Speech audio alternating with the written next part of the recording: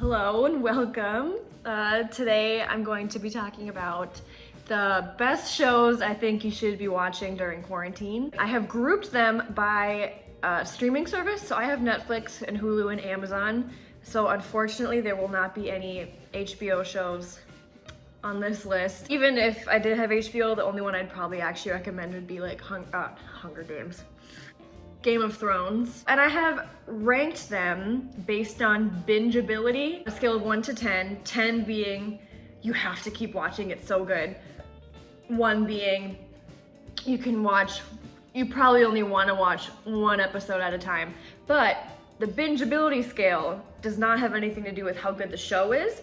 It just means how likely you are going to want to watch several in a row. So we're gonna start with Netflix. The first show I have on my Netflix list is called Big Mouth. It is about kids in middle school going through puberty, and it's really raunchy and it's really funny. It's one of the funniest shows I've ever seen. The episodes are about 25 minutes long, so not too long. And because it is so funny, I gave this an 8 out of 10 for bingeability, because after you watch one, you'll probably want to watch at least a couple more because they're that funny and that good. Number 2 on my list is a very triggering show. It's a Netflix original as well. It's called Unbelievable. And it is about a girl who is sexually assaulted, and reports it to the police and they don't believe her. And Toni Collette is in this show and she plays a detective, and I don't really want to spoil the whole show, but they end up tying this first girl's rape to a whole bunch of other cases and are trying to now catch a serial rapist. And it's, like I said, it's really triggering. It's a limited series. You can watch the whole season in one day. I think I watched it in like 1 or 2 days. It's that good, but kind of depressing and kind of dark.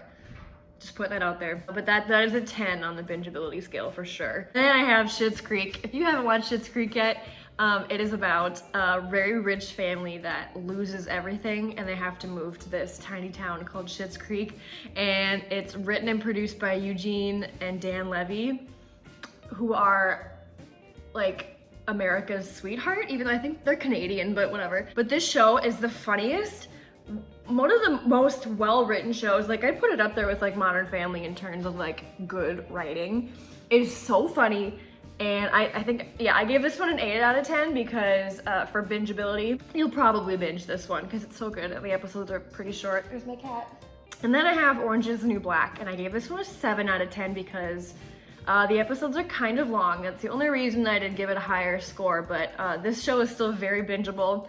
If you don't know what it's about, it's also a Netflix original.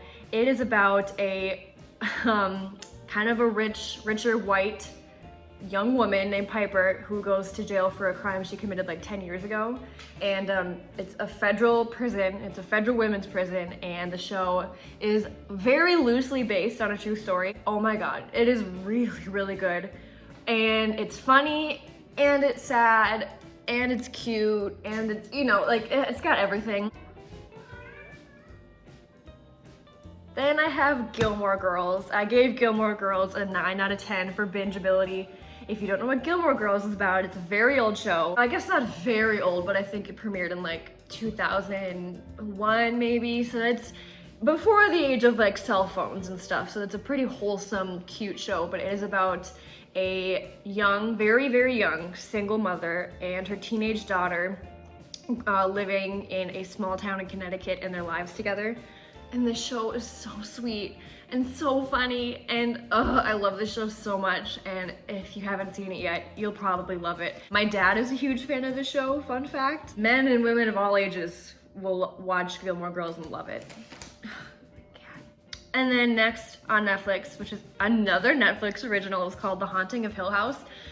So I read this book and I did not like the book, but I'd heard great things about the show, and the show is so good. God damn it, my cat is just... The show is really spooky. I watched it at night and it scared the crap out of me. If you've read the book, I would say it's almost nothing like the book. The only thing that's the same is that stuff takes place in a haunted house and some of the characters have the same names. That's pretty much it. The show is really sad. but very bingeable. 10 out of 10 bingeable. You will want to finish the show in one sitting. My last show on Netflix is called Black Mirror, and I gave this a 1 out of 10 for bingeability because every episode of Black Mirror is kind of like a movie where it's a completely different story every time. If you don't know what Black Mirror is about, it's about, I guess, I don't know how to describe it other than the episodes are usually pretty dark.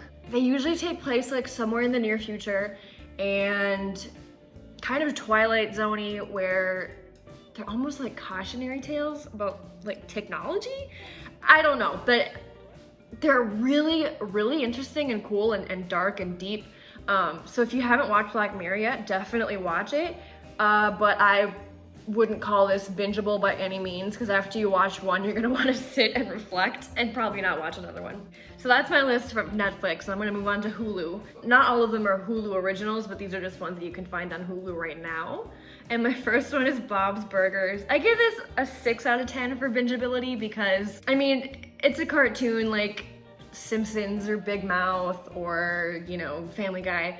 But the thing I love about Bob's Burgers is that it's not so raunchy like those other ones. It's just like a really cute, wholesome cartoon about a family who owns a burger restaurant, and they're kind of just like struggling to make ends meet, but it's really cute. And the episodes are short, and there's like 10 seasons right now on Hulu, and it's one of those shows that I like to just like have on in the background when I'm cleaning or something.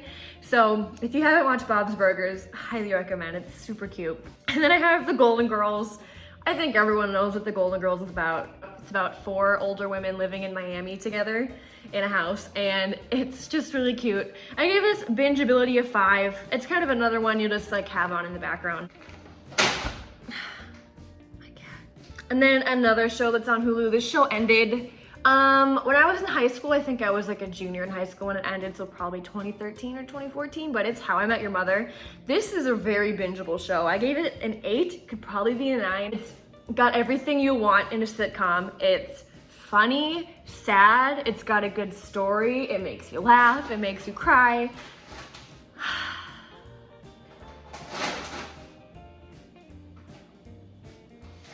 What are you doing? Everybody, meet the man of the hour. This is Horace. Apparently he wants my attention so bad that he's just knocking stuff off the counter. Isn't that right? You gonna be a good boy? Okay. Anyway, How I Met Your Mother is 9 seasons long and just so good. So good. Ugh. Okay, there's a lot of controversy about the ending. I personally hate the ending, but it's the journey that counts, right? Is that what they say? This next one is a Hulu original, and it's called The Handmaid's Tale. Oh my God. Also based off a book, and this is different than Haunting of Hill House because it actually follows the book very closely, and well, at least like the first couple episodes do. But this, if you don't know what Handmaid's Tale is about, it is about also the very near future where there's like they call it a plague, I think. Most women are infertile now, and so birth rates are dropping like crazy. And so what the show is about is this group of like crazy Christians have taken over the US government, and now they basically have enslaved all the fertile women that are left and are trying to impregnate them. It's very dark, but it's a 10 for bingeability because when an episode ends, you're like, holy shit, like I gotta watch another one. And Elizabeth Moss is the main character, and I love her so much. And Samira Wiley is in it, who is also in Orange is the New Black, and Alexis Bledel is in it, who was in Gilmore Girls. So it's like all my favorite shows combined, and I love it, and it's really good. And then my last show that is on Hulu currently is called Prison Break. This is also a 10 for bingeability. This show like gave me heart palpitations watching it because it is so intense. And Wentworth Miller is the lead in this, and he is, whoo! My friend Thomas recommended this show to me, and I watched the first season in like a day. And I mean, the show is called Prison Break. So what happens is this poor guy is falsely accused of murder, and so his brother purposely goes to jail. He robs a bank, and before he goes to jail, tattoos the blueprint of the prison on his whole body. and his goal is to break him and his brother out. And it is the best show I've probably watched in like a long time. It is so good, 10 out of 10 bingeability. And I'm gonna spoil something for you. At the end of season 1, they do break out. So I was like, what are they gonna do in season 2? Like, they broke out. But holy shit, season 2 is almost even better than season 1 because it follows the characters' lives now that they're on the run from, you know, they broke out of this maximum security prison. And oh, it's just so good. And now moving on to Amazon. I only have 3 shows on here because I tend to watch more Netflix and Hulu, but if you haven't seen Fleabag on Amazon, it is so funny. It is about this British woman living in London and her life's just kind of a mess. The main character is also the writer. Her name is Phoebe Waller-Bridge or something like that. And she actually is a playwright and she's written a bunch of other movies, I think, as well. But she wrote this show and I think it's won like a ton of Emmys because it is so funny. And I gave this a 7 out of 10 for bingeability because, I mean, it's not like one of those intense shows where like you need to watch the next episode, but it's funny enough that you're like, oh, watch another one. And then we have House. I gave this a 6 out of 10 for bingeability because each episode is kind of uniquely its own episode. It doesn't really follow a plot all the way through. So it's good enough that you'll want to watch a couple episodes in a row probably, but I don't know, 6 out of 10 for bingeability. But if you don't know what House is about, it's about a super smart guy named Dr. House, and he is a diagnostic doctor. So you go to him if you have no idea what's wrong with you, basically. And it's really good. If you like Grey's Anatomy or like any other medical show, you'd like House. And then last on my list, this is a 2 for bingeability, but that doesn't mean it's not a good show, and that is Downton Abbey. Downton Abbey is about a rich family living in a huge mansion and all their servants. I don't know, it's a really good show, but the episodes are like an hour long, sometimes longer. And usually I'll watch one and like that's enough for the day. So bingeability for Downton Abbey is a 2, but that doesn't mean it's not a great show. And I have some honorable mentions from Netflix, Grace and Frankie. That is Jane Fonda and, oh, what is her name? Jane Fonda and Lily Tomlin, that's her name. And they play 2 older women, like senior women, whose husbands leave them for each other. And so they kind of bond over that. And it's just the funniest show ever. And episodes are like 20, 25, sometimes 30 minutes long. This show is so problematic. Gossip Girl, also on Netflix. I used to love this show in high school and I rewatched it a few years ago with my roommate, just for fun. And it's not as good as I remember, but it is still very bingeable. And then we have Grey's Anatomy. Grey's Anatomy used to be my favorite show, like in the world. And then we hit season like 14, 15, 16, and it's like, it's getting worse. So I would say seasons 1 through 10 are top notch, absolutely amazing. Binge level, 12 out of 10. Such a good show. But I don't like it anymore because it's just getting too crazy. It's not realistic anymore. Not that it ever really was, but now when I watch an episode, I just roll my eyes the whole time and I'm like, they're running out of things to write about. Like, just end the show, you know? That is my list of shows that I suggest you start watching during quarantine. Happy quarantine and get watching.